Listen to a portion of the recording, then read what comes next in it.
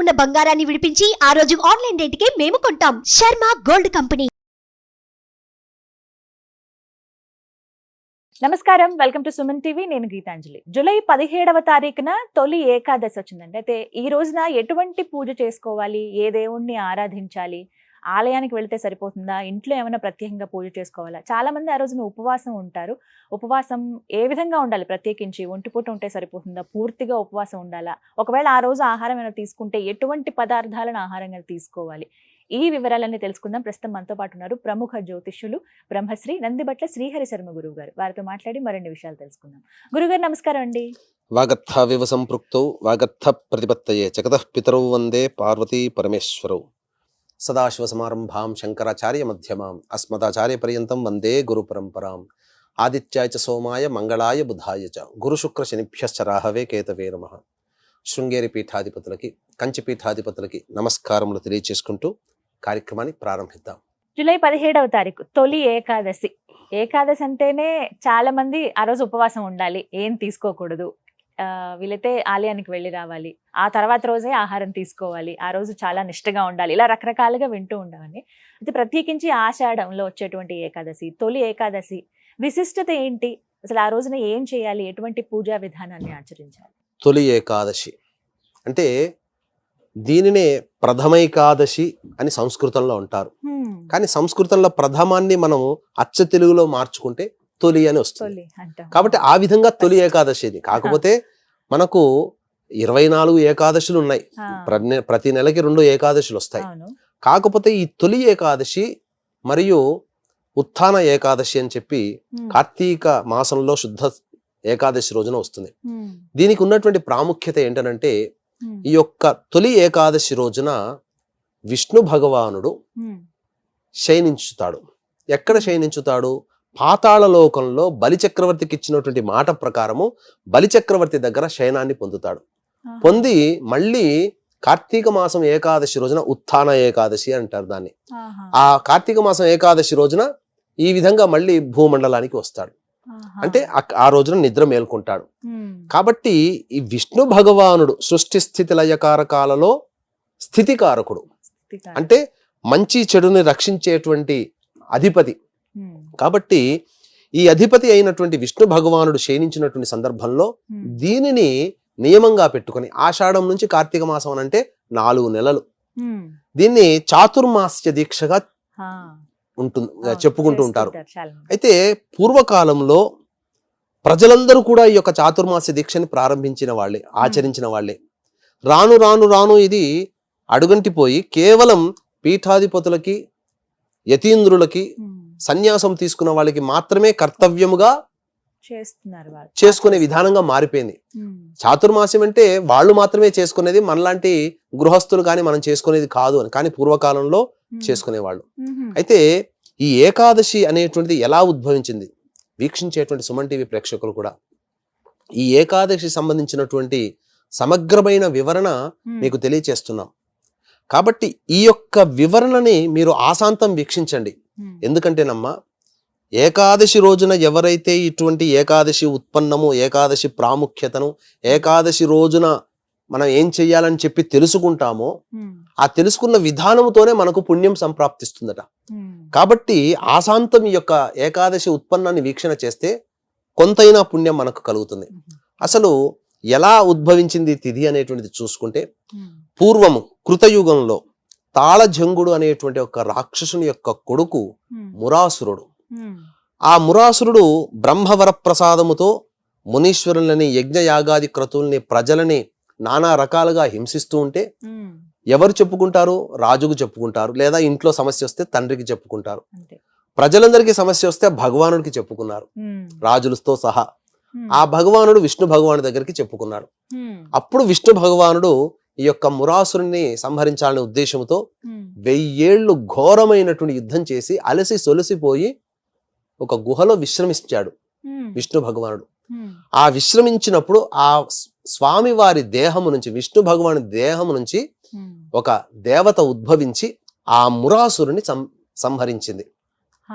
కాబట్టి అప్పుడు విష్ణు భగవాను సంతోషించి నీకేం వరం కావాలి కోరుకోమ్మా అని అంటే, అప్పుడు ఆ యొక్క దేవతా స్వరూపమైన స్త్రీ 3 వరాలు కోరుకుంటుంది. ఎప్పుడూ నేను నీకు సదా ప్రియత్వముగా ఉండాలి, అలాగే నీకు నచ్చినటువంటి తిథుల్లో అత్యంత ప్రాధాన్యత నాకు కలగాలి, మూడవది నేను ఏర్పడినటువంటి తిథి రోజున నా రూపంలో ఎవరైతే నిన్ను కొలుస్తారో వారికి మోక్ష ప్రాప్తి కలగాలి అని చెప్పి మనకు చెప్పబడి ఉంది. కాబట్టి ఈ రోజున ఎటువంటి పాపపు కార్యములు చేయకూడదు, అబద్ధమాడకూడదు, దొంగలించకూడదు. ముఖ్యంగా దంపతులు, వీక్షించేటువంటి దంపతులు మైథునము పనికిరాదు, దాంపత్యం పనికిరాదు ఈ రోజున. అలాగే శుచిర్భూతులై ఉండాలి. సూర్యోదయం కంటే ముందే ఏకాదశి రోజున, ఈ రోజు 17వ తారీఖు రోజున వచ్చినటువంటి తొలి ఏకాదశి ఈ నెలలో చాలా ప్రత్యేకమైందమ్మా. ఎందుకంటే అనురాధ నక్షత్రంతో వస్తుంది. దేవతా నక్షత్రాలలో అనురాధ నక్షత్రము చాలా గొప్పది. పునర్వసు ఉంది, స్వాతి ఉంది, అనురాధ ఉంది. ఇలా దేవతా నక్షత్రాల్లో అనురాధ నక్షత్రానికి చాలా ప్రత్యేకమైనటువంటిది. కాబట్టి ఈ అనురాధ నక్షత్రం వచ్చింది కాబట్టి ఈ తొలి ఏకాదశి చాలా ఇంకా గొప్పదైనటువంటి ప్రాముఖ్యత. అయితే ఈ తొలి ఏకాదశి రోజున చాలా మంది విష్ణు భగవానుడికి ప్రీతికరమైనటువంటివి పెట్టడం, ఎవరికైనా మనకు నచ్చినది ఎవరైనా తీసుకుని వస్తే సంతోషిస్తాం కదా, కానీ తెలియక కొంతమంది తప్పేం చేస్తారంటే ఈ విష్ణు భగవానికి ఇష్టమైనటువంటి తులసి దళాన్ని తెంపుతారు. ఏకాదశి రోజున తెంపకూడదు, పాపం వస్తుంది. కాబట్టి ముందు రోజే దశమి తిథి రోజున ఈ యొక్క తులసి దళాలను తీసుకుని వచ్చి, లేదా ముందు రోజు కోసినటువంటి మాల ఏదైనా కానీ ఆ స్వామి వారికి పూజా విధానంలో మీరు చేసుకోవాలి. అయితే ముఖ్యంగా మనం సైంటిఫికల్ గా ఆలోచిస్తే ఈ యొక్క భారతీయులు, ఎందుకంటే మొన్న కరోనా వచ్చింది కదమ్మా, ఈ కరోనా వచ్చిన తర్వాత ప్రపంచమంతా కూడా పిట్టల్లా రాలిపోయారు. కానీ భారతదేశంలో చాలా ఇమ్యూనిటీ సిస్టంతో ఎందుకు ఇంతమంది ఉన్నారు అనేటువంటి ఆలోచన చేస్తే, వాళ్ళ ఇండియన్స్ యొక్క ఆచరణ ఎలా ఉంది, పద్ధతులు అని చెప్పి తెలుసుకుందామని వాళ్ళు రీసెర్చ్ చేశారు. చేసిన తర్వాత మన విధానంలో ఉన్నటువంటి ఏకాదశి తిథి యొక్క ప్రాధాన్యత అంటే, ఈ ఏకాదశి తిథి రోజున పూర్వకాలంలో కఠినమైనటువంటి ఉపవాస దీక్ష పాటించేవాళ్ళు. అంటే ఎటువంటి భోజన పదార్థము, ఉడికించినటువంటి భోజన పదార్థాలను తీసుకునేవాళ్ళు కారు. కాబట్టి వీక్షించేటువంటి సుమన్ టీవీ ప్రేక్షకులు కూడా గమనించాల్సింది ఏంటంటే, ఏకాదశి రోజున ఉపవాసం ఉండాలి. ఎందుకు ఉపవాసం ఉండాలి అని అంటే, మనలో ఉన్నటువంటి ఇమ్యూనిటీ సిస్టమ్, రోగ నిరోధక శక్తి పెరుగుతుంది. అంటే దీనికి ఏం చెప్పబడి ఉంది శాస్త్రం ప్రకారం అంటే, పూర్వము విష్ణు యొక్క అనుగ్రహం చేత జన్మించినటువంటి పాప పురుషుడు, తర్వాత బ్రహ్మ లలాటము నుంచి ఒక చెమట బిందువు, స్వేద బిందువు భూమి మీద పడి తద్వారా ఉద్భవించినటువంటి రాక్షసుడు, ఇద్దరూ కలిసి మాకేదైనా, మేము ఉండే ప్రదేశం మాకు కావాలి అని చెప్పి కోరుకున్నారట. అప్పుడు బ్రహ్మదేవుడు ఏం వరం ఇచ్చారంటే, మీరు ఏకాదశి తిథి రోజున అన్నాన్ని ఆశ్రయించండి. ఎవరైతే అన్నమును భుజిస్తారో మీ యొక్క పాపత్వం తిన్నటువంటి వారికి లభిస్తుంది, ఆ విధంగా మీ యొక్క కోరిక నెరవేరుతుంది అని చెప్పడంతో ఆ రోజు నుంచి దారభ్యత ప్రజలందరూ కూడా ఏకాదశి తిథి రోజున భోజనం అనేది ఆపేశారు. మరి షుగర్ బీపీలు వచ్చిన వాళ్ళు ఏందయ్యానంటారా? కాబట్టి మంటల మీద, నిప్పుల మీద వేయించినటువంటి చపాతీలు ఇవి తీసుకోవచ్చు. పేలాల పిండి తీసుకోవచ్చు. అంటే జొన్న విత్తులు ఉంటాయి కదా, మొక్కజొన్న విత్తులతో పేలాలు వస్తాయి కదా, ఆ పేలాలని పిండి చేసి దేవుడికి నైవేద్యంగా పెట్టి చేసుకోవచ్చు. ఎందుకనంటే విష్ణు భగవానుడికి పేలాల పిండి అంటే మహాప్రీతి, అందుకనే పేలాల ఏకాదశి అని అంటారు దీన్ని. కాబట్టి విష్ణు భగవానికి మీరు పూజ చేసి పేలాల పిండిని నైవేద్యంగా పెట్టి మీరు గనక భుజించినట్లయితే మీకు ఆ యొక్క ఏకాదశి తిథిన శక్తి వస్తుంది. కాబట్టి ఇబ్బంది లేదు. అయితే ఈ యొక్క విష్ణు భగవాన్ ఏ విధంగా ఆచరించాలి, ఆచరించగలిగితే కఠినమైన ఉపవాస దీక్ష. నేను చాలా మంది మధ్వలని అలాగే వైష్ణవుల్ని చూశాను, ఏకాదశి తిథి రోజున చాలా చక్కగా ఆచరించుకుంటారు. ఎటువంటి భోజన పదార్థం చెయ్యరు. ఆ రోజల్లా కూడా విష్ణుకి ప్రీతికరమైనటువంటి స్వచ్ఛమైనటువంటి గో ఆజ్యముతో, ఘృతము అంటారు, ఆ ఘృతముతో అనగా ఆవు నేతితో దీపారాధన చేసి విష్ణువుకి చక్కటి ఇష్టమైనటువంటి పసుపు రంగు పూలమాల వేసి, పసుపు చామంతి పూలమాల వేసిన తర్వాత, లేదా తామర మాల వేయొచ్చు, లేదా మారేడు దళాల మాల వేస్తే ఇంకా విశేషం. కాబట్టి ఆ రోజున తులసి చెట్టు దగ్గర ఆవు నేతితో దీపారాధన చేసి, తులసి చెట్టు దగ్గరనైనా దేవుడి చిత్రపటం దగ్గరనైనా విష్ణు సహస్రనామ పారాయణం చేయాలండి. ఎన్నిసార్లైనా కానీ చేయొచ్చు. ముఖ్యంగా రాత్రిపూట శివరాత్రి రోజున ఏ విధంగా జాగారం చేస్తామో ఏకాదశి తిథి రోజున కనీసం తొలి ఏకాదశి తిథి రోజున అయినా కానీ జాగారం చేసి తెల్లవారి మళ్ళీ స్నానకృత్యాదులు తీర్చుకొని విష్ణు దేవాలయ సంబంధం అనగా లక్ష్మీ నరసింహస్వామి, వెంకటేశ్వరుడు, కృష్ణుడు, రామాలయం ఏదైనా దేవాలయానికి వెళ్ళి ఆ స్వామి వారికి ఇష్టమైనటువంటి పదార్థములు నైవేద్యముగా పెట్టి ముఖ్యముగా ఈ యొక్క ఏకాదశి వ్రతాన్ని ఆచరించి ఎటువంటి భోజన పదార్థం తినకుండా ఉండి ఎటువంటి దాంపత్యం లేకుండా ఉండి ఆ రోజున విష్ణు దేవాలయానికి చేరుకొని అక్కడ ఉన్నటువంటి గోవులకి గనక ఏదైనా గ్రాసము ఇచ్చినట్టయితే ఈ ఏకాదశి తిథి యొక్క పవిత్రమైనటువంటి పుణ్యఫలాన్ని మనం వీక్షించేటువంటి ప్రేక్షకులందరూ పొందుతారు. కాబట్టి ఇది చాలా అత్యంత పవిత్రమైనటువంటి తొలి ఏకాదశి. కాబట్టి ఈ తొలి ఏకాదశి రోజున పురస్కరించుకొని కార్తీక మాస శుద్ధ ఏకాదశి వరకు కూడా విష్ణువుని గనక ఆరాధన చేసిన వాళ్ళకి మోక్ష ప్రాప్తి కలుగుతుంది. గురుగారు, విష్ణువు మోక్షాన్ని ఇస్తాడు ఖచ్చితంగా. పూజను ఏదైనా ఆచరించిన, ఆయన్ని స్మరించిన, ఏమైనా అత్యున్నత క్షేత్రాలను ఏమైనా దర్శించినా కూడా మోక్షం లభిస్తుంది అని అంటారు. ఈ ఏకాదశి ఎప్పటి నుంచో ఆచరిస్తున్న వాళ్ళు ఉన్నారు, ఇప్పటికీ చూస్తున్నాం చాలా మంది ఉన్నారు ఎంతో నియమ నిష్టలతో. మోక్షం అంటే ఎటువంటి మోక్షాన్ని ఇస్తాడు ఆయన? వాళ్ళందరికీ మోక్షం కలిగిందా ఇప్పటి వరకు ఏకాదశి వ్రతాన్ని చేసిన వాళ్ళకి? దేవతలకు నిలవైనటువంటి స్వర్గంలో నివాసం ఉండడం మోక్షం, లేదా ఇంకా గొప్పదైనటువంటి పుణ్యఫలం ఉంటే మనం ఏ దేవత ఉపాసన చేస్తామో ఆ దేవత యొక్క సన్నిధానంలో ఉండడం పరమపద మోక్షము అని అంటారు.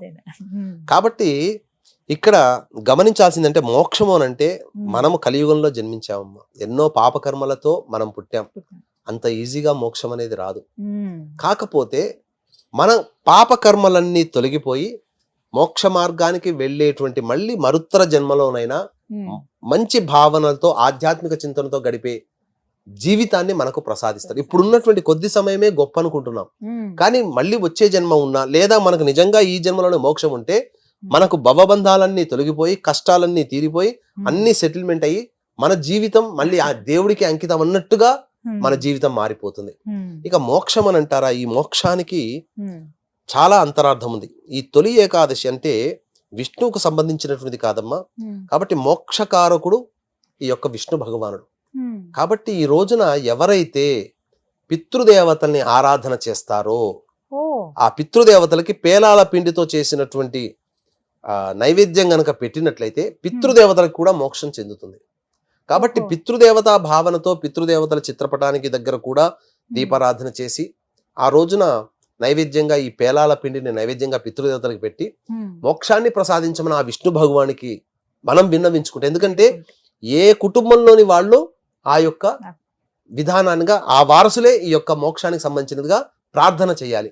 చేస్తే ఆ పితృదేవతలట చాలా సంతోషిస్తారట. నా గురించి నా వారసులు మేము ఇలా నరక బాధపడుతున్నాము, మా వారసులు విష్ణు భగవాన్ని స్తుతించారు అని చెప్పి ఆ పుణ్యం కొద్ది పుణ్యాన్నైనా తీసుకుంటారట. తీసుకుని ఆ నరక బాధ నుంచి బయటపడతారు. కాబట్టి వారి పితృదేవతని కూడా సంతోషపరుస్తుంది ఈ యొక్క శయన ఏకాదశి, తొలి ఏకాదశి అనేటువంటి రోజున పితృదేవతలను ఆరాధించడం ద్వారా. అలాగే వీక్షించేటువంటి ప్రేక్షకులు గమనించాల్సిన అంశం ఏంటంటే ఉత్తరాయణంలో మనకు పండుగ విధానాలు తక్కువ, దక్షిణాయనంలో పండుగ విధానాలు అనేటివి వస్తాయి. కాబట్టి ఈ తొలి ఏకాదశి రోజు నుంచే సూర్య భగవానుడు తూర్పు వైపు వచ్చుంటాడు కదా ఉత్తరాయణంలో, మళ్ళీ తూర్పు నుంచి దక్షిణం వైపు మరల్చేటువంటి రోజు. ఇక పండుగలు, పబ్బాలు, వ్రతాలు, నోములు అన్ని కూడా దక్షిణాయనంలో ఉంటాయి, నియమాలు ఉంటాయి. ఎందుకంటే చలి ఇవన్నీ పెరిగిపోతాయి కాబట్టి శరీరం ఉష్ణంగా ఉండాలి కాబట్టి కొన్ని రోజులు ఈ యొక్క సంబంధించినటువంటి నియమాలు, ఉపవాసాలు కూడా ఉండేటువంటి రోజులు ప్రారంభమవుతాయి తొలి ఏకాదశి నుంచి. కాబట్టి చక్కగా ఈ సూర్య భగవానుడు కర్మసాక్షి కాబట్టి సూర్య భగవాన్ యొక్క అనుగ్రహం కూడా తొలి ఏకాదశి రోజునే ప్రారంభమవుతుంది. కాబట్టి దక్షిణాయనం కూడా ప్రారంభం అయ్యేటువంటి సందర్భంగా కూడా చెప్పబడింది. కాబట్టి తప్పకుండా దేవతానుగ్రహాన్ని తొట్టతొలిగా పూజలందుకునే దేవుడు ఈ దక్షిణాయనంలో విష్ణు భగవానుడు తొలి ఏకాదశి రూపంలో అందుకుంటాడు. కాబట్టి విష్ణు భగవాన్ యొక్క ఆలయంలో చేరుకొని ఆ విష్ణువుకి ప్రీతికరమైనటువంటి వస్తువులు పేలాల పిండి అయినప్పటికీ లేదా పూలు కానీ, ఇంకా చెప్పాలి అంటే వెంకటేశ్వర స్వామికి కుండలో పెట్టినటువంటి పెరుగున్నంని ద్వాదశి రోజున నైవేద్యంగా పెట్టినట్లయితే చక్కటి సంతానంతో పాటుగా వారి యొక్క కోరిక నెరవేరుతుందట. అందుకనే కుండలో. మనకు వెంకటేశ్వర స్వామి వారికి చెప్పబడినటువంటి నైవేద్యాలలో ఈ మట్టి పెంకలో పెట్టినటువంటి దధ్యోజనం ఉంటుంది కదమ్మా, పెరుగన్నం అంటారు దాన్ని. ఆ నైవేద్యం ఎవరికి రాదు, బయటికి రాదు, కొద్దిగా పెడతారు, కొద్ది మందికి వెళుతుంది. విశేష నైవేద్యాలు చాలా ఉన్నాయి వెంకటేశ్వర తిరుమలలో. తిరుమలలో. ఇప్పటికీ కూడా ఆ స్వామి వారికి మట్టి పెళ్లలో ఆ దధ్యోజనం లాంటి పెరుగన్నమే పెడతారు. దద్దోజనం మళ్ళీ మనకు బయట దొరుకుతుంది, కానీ పెరుగన్నమే ప్రత్యేకంగా పెడతారు. కాబట్టి ఈ యొక్క విష్ణుదేవుడికి తామర పూలు పుష్పాలు అలాగే మారేడు దళాలతో మాల వేస్తే చాలా సంతోషిస్తాడట. అంటే లక్ష్మీ స్వరూపమే మారేడు కదమ్మా, లక్ష్మీ చెట్టు రూపంలో అమ్మవారు వెలిసింది. కాబట్టి ఎవరినైనా కానీ తన భార్యని తనకు దరి చేరుస్తున్నాడు. వెంకటేశ్వర స్వామి ఎలా ఉద్భవించాడమ్మా? సతీ వియోగంతోనే కదా. సతీ వియోగం వల్లనే వెంకటేశ్వర స్వామి ఉద్భవించాడు. కాబట్టి ఈ ఏకాదశి రోజున ఎవరైతే మారేడు దళాలతో వెంకటేశ్వర స్వామి కానీ విష్ణు భగవానికి కానీ మాల వేస్తారో, సతీ వియోగముతో దాంపత్య బాధలతో బాధపడుతున్నట్టు స్త్రీ పురుషులు ఎవరైనా కానీ మళ్ళీ దగ్గరగా అవుతారట. లేదా భార్య నన్ను పట్టించుకోవట్లేదు, భర్త నన్ను పట్టించుకోవట్లేదు అని బాధపడే వాళ్ళు ఈ అమ్మవారికి మాల వేయడం ద్వారా వారికి అందరికీ కూడా భర్త లేదా భార్య ప్రేమ అనురాగాలు వారికి సిద్ధిస్తాయట. ఆ స్వామి అనుగ్రహం కలుగుతుంది. ఎప్పుడైనా వేయవచ్చు. ఈ తొలి ఏకాదశి రోజున వేసినట్లయితే చాలా మంచి జరుగుతుంది, అనుకున్న కోరికలు నెరవేరుతాయి అని చెప్పడంలో ఏమాత్రం సందేహం లేదు. అలాగే వీక్షించేటువంటి ప్రేక్షకులు కూడా గురు పౌర్ణమి సందర్భంగా శ్రీకాళహస్తి క్షేత్రంలో ఈ నెల 21వ తారీఖు రోజున రాహుకేతు పూజ, అలాగే విద్యార్థుల కోసం సరస్వతి దక్షిణామూర్తి హోమాలు, మరియు వృషభ మిథున కర్కాటక సింహత్తుల వృశ్చిక మకర కుంభమీన రాశిలో జన్మించినటువంటి వారికి శనిదోష పరిహారార్థమై హోమాలు, అలాగే విద్య వివాహం ఉద్యోగం అనారోగ్య సమస్యలకి 18 రకాల హోమాది కార్యక్రమాలు కేవలం 1500 రూపాయల రుసుముకి చేయించడం జరుగుతుంది. అలాగే సంవత్సరం పొడుగుతా కూడా మీ యొక్క గోత్రనామాలు కుటుంబ సభ్యులకి కూడాను నమోదు చేసుకోవచ్చు. అవకాశం ఉన్న వాళ్ళు కార్యక్రమ తదనంతరం కాంటాక్ట్ చేసి పూర్తి వివరాలు తెలుసుకోండి.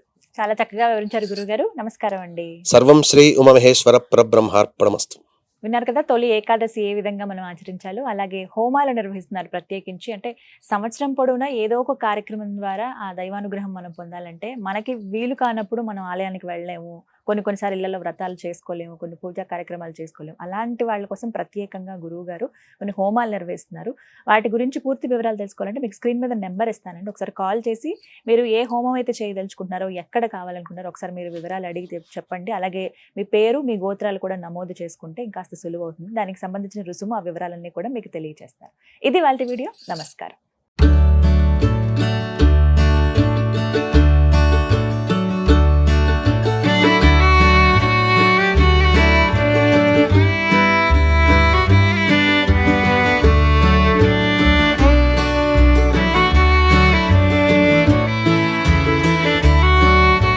సుమన్ టీవీలో మీ పర్సనల్ అండ్ బిజినెస్ ప్రమోషన్స్ కోసం కింది నెంబర్కి కాంటాక్ట్ చేయండి.